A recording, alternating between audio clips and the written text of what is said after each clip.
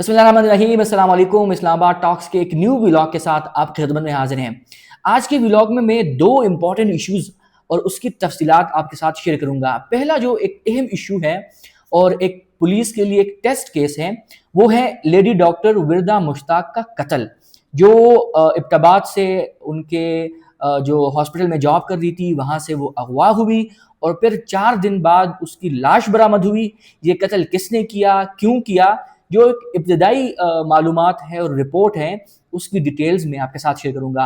और दूसरा जो एक अहम मसला है आजकल, अगर आप किसी को ये बताएं कि आपके साथ कोई जहनी मसला तो नहीं है या आप किसी नफ्सियाती बीमारी में तो मुब्तला नहीं है, तो इनको ये लोग जिसको आप बताते हो वो एक गाली समझ के रिएक्ट करता है।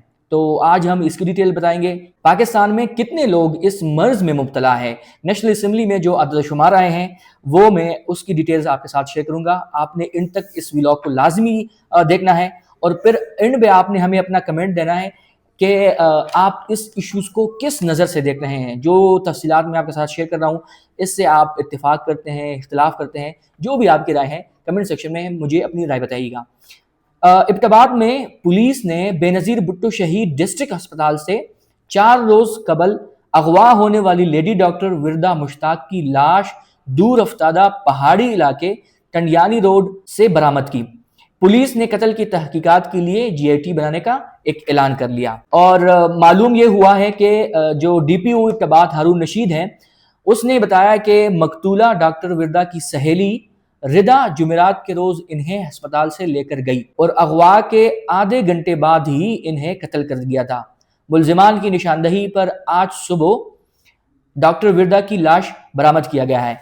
डॉक्टर विरदा की जो सहेली है उसने जुमेरात के रोज इन्हें अस्पताल से साथ लेकर गई थी और फिर आधे घंटे बाद इनको कत्ल कर दिया था।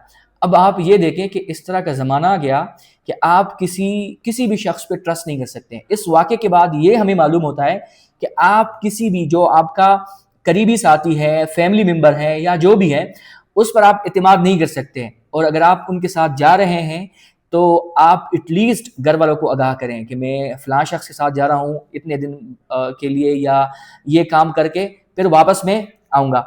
आजकल के दौर में अगर आप किसी अपने करीबी साथी पे भी ट्रस्ट करते हैं तो इससे आपको ये सबक मिलता है कि खुदा ना खास्ता अगर आप क्या उनके साथ कुछ मामलात हैं वो आपको नुकसान पहुंच सकता है। और डॉक्टर विरदा मुश्ताक की जो ये टेस्ट केस हमारे सामने आया है ये एक बेहतरीन एग्जाम्पल है कि हम इस तरफ सोचें। फिर जो DPO है उन्होंने बताया जो मुल्जिमा रिदा है उन्होंने अपने घर में दूसरे मुल्जिमान जो नदीम परवेज हैं और शमरेज हैं उसके साथ मिलकर इनको कत्ल किया। इससे पता ये चलता है कि खुद उन्होंने अकेले ये काम नहीं किया। DPO इब्टाबाद के मुताबिक डॉक्टर विरदा ने मुल्जिमा रिदा के पास 67 तोले सोने जेवरात रखवाए थे, मतलब 67 तोला उन्होंने ये रिदा को दिया था और जब वो उससे वापस मांग ले रही थी तो इस पर उसका इख्तलाफ पैदा हुआ। फिर पुलिस आगे बताती है कि डॉक्टर विरदा के लापता होने पर पुलिस ने रिदा समेत 3 अफराद को गिरफ्तार कर लिया था। मकतूला डॉक्टर ने सहेली के पास तकरीबन 67 तोले सोने जेवरात 2023 से रखवाए थे। मकतूला की सहेली इन्हें जेवरात वापस करने साथ ले गई थी, मतलब उनको ये झांसा दिया कि आप आए, मैं आपको आपके जेवर वापस करती हूँ। और फिर उनको दूसरे मुल्जिमान नदीम परवेज और शमरेज के साथ मिलकर डॉक्टर विरदा मुश्ताक को कत्ल किया। पुलिस ने आगे बताया कि मुल्जिमा रिदा ने डॉक्टर विरदा को अपने ज़ेर तामीर घर में ले जाकर मुल्जिमान औरंगजेब और नदीम के हवाले किया, जिन्होंने डॉक्टर विरदा को लड़ी बनोटा के इलाके में जाकर कत्ल किया। इसके अलावा पुलिस ने मुल्जिम नदीम और रिदा की निशानदही पर मकतूला यानी डॉक्टर विरदा मुश्ताक की लाश बरामद करके इसे DHQ हॉस्पिटल मुंतकिल कर दिया। इसके अलावा जो इससे रिलेवेंट बातें हैं वो है कि लेडी डॉक्टर विरदा मुश्ताक की अगवा और कत्ल के खिलाफ बेनज़ीर शहीद अस्पताल के डॉक्टर्स और अमले ने एहतजाज अस्पताल में तमाम सर्विसेज मुअत्तल किए। दूसरी जानिब जो लेडी डॉक्टर विरदा मुश्ताक के अगवा और कत्ल के खिलाफ बेनज़ीर शहीद अस्पताल के डॉक्टर्स और अमले ने एहतजाजन अस्पताल में तमाम सर्विसेज मुअत्तल कर दिए। डॉक्टर और पैरामेडिक्स अस्पताल में एहतजाज के बाद सड़कों पर निकल आए और फुआरा चौक में एहतजाज करते हुए सड़क को ट्रैफिक के लिए बंद कर दिया। मुजाहिरीन ने पुलिस के खिलाफ नारेबाजी की और लेडी डॉक्टर्स के कत्ल کو پولیس کی نااہلی قرار دیا۔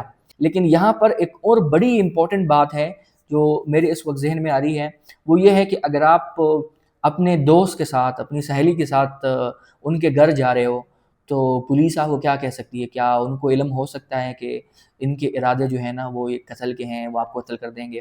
تو یہ بہت امپورٹنٹ ہے کہ آپ جو انیشل معلومات ہیں اس کے بنا پر پولیس کو ذمہ دار نہ ٹھہرائیں۔ جب یہ تحقیق ہو جائیں اس کے بعد اگر پولیس کی کہیں پر کوتاہی، نالائکی ہے تو پولیس کو اپنی رسپانسبلٹی ادا کرنی چاہیے، لیکن بالکل انیشل سٹیج پہ پولیس کو ذمہ دار ٹھہرانا بالکل غلط ہے۔ ہمارے ہاں اس طرح کے جو درجنوں کیس ہوتے ہیں اس میں پولیس کو دور دور تک پتہ بھی نہیں ہوتا، اور اگر پولیس کو پتہ چل جائے اور پھر ریئیکٹ نہ کریں تو پھر ہم کہتے ہیں کہ پولیس کی رسپانسبلٹی بنتی ہے۔ اس کے علاوہ ینگ ڈاکٹر ایسوسی ایشن کے صوبائی صدر ڈاکٹر اسفندیار نے کہا ہے کہ ابتداءات واقعہ صوبائی حکومت کی ناکامی ہے۔ 4 روز سے لاپتہ ڈاکٹر کی بازیابی کے لیے کچھ نہیں کیا گیا، جو واقعہ محکمہ صحت اور خیبر پختونخوا پولیس کی نااہلی ہے۔ انہوں نے مزید کہا کہ کل سے صوبے کے تمام اسپتالوں میں او پی ڈی بائیکاٹ ہوگا، خیبر پختونخوا حکومت کے خلاف بھرپور احتجاج کریں گے۔ اس سے میں بالکل اتفاق کرتا ہوں جو ڈاکٹر اسفندیار جو ینگ ڈاکٹرز ایسوسی ایشن کے صدر ہیں، جیسا انہوں نے کہا کہ یہ حکومت کی اور پولیس کی ناکامی ہے۔ 4 دن گزرے اور 4 دن بعد انہوں نے مقتولہ کی قتل کو برآمد کیا، ان کے کچھ ملزمان کو گرفتار کیا، اور اب جی اے ٹی بنائی کہ وہ تحقیقات کرے کہ اصل مدعا تھا کیا۔ لیکن جو انیشل رپورٹ آئی تھی کہ 67 تولے سونا انہوں نے 2023 میں جو ردا ہے ان کے گھر رکھوایا تھا، اور ان سے واپس لینے کے لیے انہوں نے کئی درخواستیں کی، اور پھر ڈاکٹر وردا مشتاق کو ان کی سہیلی ردا نے کہا کہ آپ میرے ساتھ گھر چلیں، میں آپ کو وہ جو 67 تولے سونا ہے وہ آپ کو دے دیتی ہوں، اور پھر انہوں نے وہاں پر دیگر ملزمان کی مدد سے ان کو قتل کیا۔ یہاں پر ایک بات اور بھی میری سمجھ میں آئی کہ جو لالچ ہے وہ بہت بری بلا ہے۔ اکثر ہم سنتے ہیں نا کہ لالچ بری بلا ہے، یہ مطلب 67 تولے کیا چیزیں ہیں؟ آپ نے ان کے لیے اپنی سہیلی کو، اور یقیناً قریبی سہیلی، کہ اگر کوئی شخص آپ کے گھر 67 تولے رکھ رہا ہے تو اٹس مین کہ آپ کی جو ٹرسٹ ہیں وہ آپس میں اتنا بلڈ ہیں کہ وہ آپ پہ اعتماد کر کے 67 تولے آپ کے گھر رکھیں۔ لیکن پھر ہمارے ہاں جو لوگ ہیں وہ اکثر اتنے منرز والے نہیں ہیں، وہ جب پیسے دیکھتے ہیں، جب اس طرح کے زیورات دیکھتے ہیں تو منہ میں پانی آ جاتا ہے، اور پھر جب انہوں نے سوچا کہ جی یہ تو بہت زیادہ ہے تو میں ان کو کیوں واپس کروں، تو اس 67 تولے سونے کے عوض انہوں نے اپنی دوست کو قتل کیا۔ اب نہ 67 تولے جیولری ان کی رہی، البتہ جی آئی ٹی بنے گی، تحقیقات ہوگی، اور پھر جو بھی سزا قانون کے مطابق ہوگا وہ ان کی دی جائے گی۔ دوسری جو بہت اہم خبر ہے وہ ہے نفسیاتی مریض کے حوالے سے۔ آج کل ہر جگہ یہ باتیں ہوتی ہے کہ ذہنی مریض ہیں، فلاں ذہنی مریض ہیں، وہ ذہنی مریض ہیں۔ اس سے ہٹ کے اگر ہم اس پر گفتگو کریں کہ پاکستان میں واقعی یہ جو نفسیاتی ایشو ہے یہ ہر ایک کو ہے۔ آپ ہسپتالوں میں دیکھیں تو آپ کو یہ ایشوز نظر آئیں گے، جو ہمارے کارپوریٹ سیکٹر ہیں اس میں ایشوز آئیں گے، پولیس سروس میں آپ کو یہ چیزیں ملے گی، آپ کو یہ صحافت میں ملے گی۔ اس کی ریزن یہ ہے کہ ہم سے گھنٹوں گھنٹوں کام لیا جاتا ہے، اور جو ہمارے کام ہے اس کو اس طرح سراہا نہیں جاتا ہر جگہ پہ، تو اس وجہ سے، اور پھر جو ہمیں اجرت ملتی ہے وہ بھی بہت تھوڑی ہوتی ہے۔ پھر اس کے علاوہ جو ہمارے ہاں مہنگائی ہے، غربت ہے، اور لوگ پریشان ہیں، تو اس سے بھی ہمارے جو نفسیاتی مرض ہیں اس میں اضافہ ہوتا ہے۔ نیشنل اسمبلی میں جو عدد و شمار پیش ہوئے تھے اس کو تقریباً 1 سال ہو گیا، تو اگر آپ ابھی اندازہ کریں تو شاید ہو سکتا ہے کہ اس وقت 80 ملین تھے، اب 90 ملین ہو چکے ہوں۔ خبر ہے، میں آپ کو یہ خبر لفظ بلفظ شیئر کرتا ہوں۔ لکھتے ہیں کہ جیسے جیسے ملک میں مہنگائی میں بے تحاشا اضافہ، بلند بے روزگاری، قانون و انتظام کے مسائل اور معیار زندگی میں کمی سے نبرد ازما ہے، وزارت صحت نے جمعرات کو بتایا کہ ملک میں تقریباً 80 ملین بالغ افراد ذہنی صحت کے مسائل کے شکار ہیں۔ اگر آپ اس کو کریں تو 80 ملین جو ہے وہ تقریباً 8 کروڑ بنتے ہیں۔ ٹھیک ہو گیا؟ اب ہو سکتا ہے یہ 9 کروڑ ہو۔ پاکستان کی آبادی جو ہے نا وہ 240 سے 250 ملین، مطلب 25 کروڑ یا کچھ لوگ 24 کروڑ بتا رہے ہیں۔ اس میں اگر آپ ان کا تناسب نکالیں تو یہ بنتا ہے کہ ہر تیسرا بندہ جو ہے وہ ذہنی مسائل کا شکار ہے۔ لکھتے ہیں آگے کہ یہ عدد و شمار وزارت نے قومی اسمبلی کے اجلاس کے دوران پیش کیے۔ ایوان کو آگاہ کیا گیا کہ ملک کے تمام بڑے ہسپتالوں میں ذہنی امراض کے علاج کی سہولت موجود ہیں، اور 126 کالجز میں ذہنی بیماریوں کے لیے الگ شعبے قائم ہیں۔ اس کے علاوہ یہ بھی دیکھا گیا ہے کہ ملک میں پبلک ہیلتھ سیکٹر نفسیات کو بطور پیشہ مکمل طور پر تسلیم نہیں کرتا، جس کے نتیجے میں اس شعبے میں ماہرین کی تعداد محدود ہے۔ اس کا اثر یہ ہے کہ ہر 5 میں سے ایک گریجویٹ محدود مواقع کی وجہ سے بیرون ملک جانے کو ترجیح دیتا ہے۔ ذہنی صحت کی پالیسیوں کی نظر اندازی اس وجہ سے بھی ہے کہ مناسب قانون سازی اور مضبوط ادارہ جاتی ڈھانچے کی کمی موجود ہے۔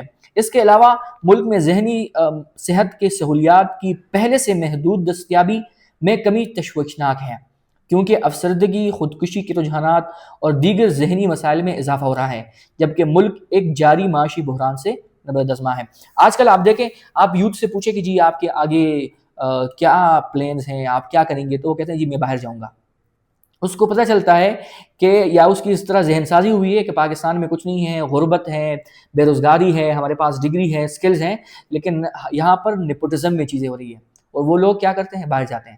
جو لوگ ڈگری حاصل کر کے یہاں پر پروفیشنل میں ہیں، یا وہ ایک جاب کر رہے ہیں یا کاروبار کر رہے ہیں، آپ ان سے پوچھیں تو آپ کو بتائیں گے کہ یہاں پر ہر جگہ آپ کو ذہنی ٹارچر دی جائے گی، چاہے وہ آپ کے گھر والے ہو، وہ کسی نہ کسی ایشو پر کہ آپ کے پاس ڈگری ہے، آپ جاب کیوں نہیں کر رہے ہیں، وہاں سے آپ ٹارچر ہوں گے۔ جب آپ جاب کر رہے ہیں تو آپ کا جو باس ہے وہ آپ کو ٹارچر کرے گا، زیادہ شفٹ لگوائے گا، کم پیسے دے گا، اور بغیر کسی وجہ کے آپ کو تنگ کرے گا۔ اس کے علاوہ جو دوسرا لوگ ہیں، جو کاروباری حضرات ہیں، وہ ان کا کوئی کام پھنس جائیں تو وہ کہتے ہیں جی آپ ہمیں پیسے دیں تب ہی آپ کا کام ہوگا۔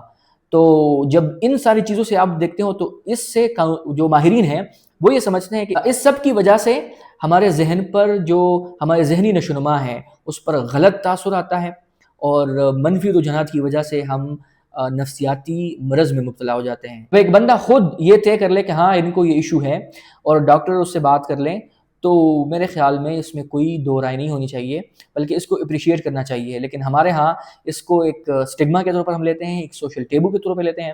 اگر آپ نے کسی شخص کو ذہنی مریض کہہ دیا، آپ نے اس کو کہہ دیا کہ آپ ڈاکٹر کو کنسلٹ کریں، آپ میں یہ ایشوز ہیں اور یہ بہت خطرناک حد تک بڑھ سکتے ہیں، تو پھر اس کے بعد جو آپ کے ساتھ ہوگا وہ کسی نے سوچی نہ ہوگی۔ اجازت دیجیے گا، اور اجازت لینے سے پہلے اگر آپ اس پر کوئی بھی رائے رکھتے ہیں تو لازمی ہمارے ساتھ شیئر کیجیے گا۔